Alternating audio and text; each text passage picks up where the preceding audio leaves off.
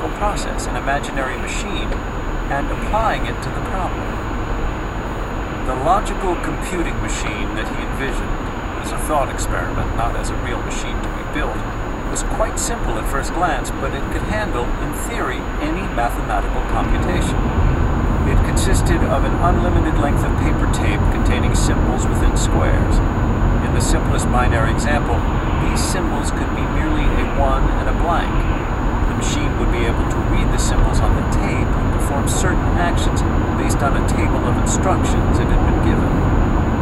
The table of instructions would tell the machine what to do based on whatever configuration it happened to be in and what symbol, if any, it found in the square. For example, the table of instructions for a particular task might decree that if the machine was in configuration 1 and saw a 1 in the square, then it should move 1 square to the right and shift into configuration 2. Somewhat surprisingly to us, if not to Turing, such a machine, given the proper table of instructions, could complete any mathematical task, no matter how complex. How might this imaginary machine answer Hilbert's third question, the decision problem?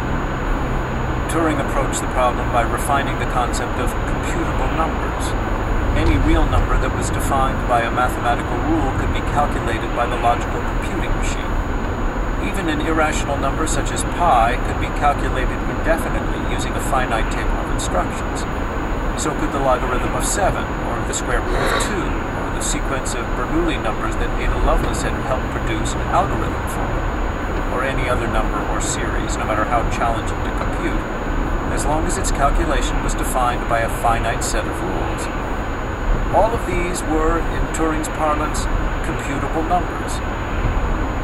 Turing went on to show that non-computable numbers also existed. This was related to what he called the halting problem. There could be no method, he showed, to determine in advance whether any given instruction table combined with any given set of inputs will lead the machine to arrive at an answer or go into some loop and continue chugging away indefinitely, getting nowhere. The insolvability of the halting problem, he showed, meant that Hilbert's decision problem, the Entscheidungsproblem, was insolvable. Despite what Hilbert seemed to hope, no mechanical procedure can determine the provability of every mathematical statement.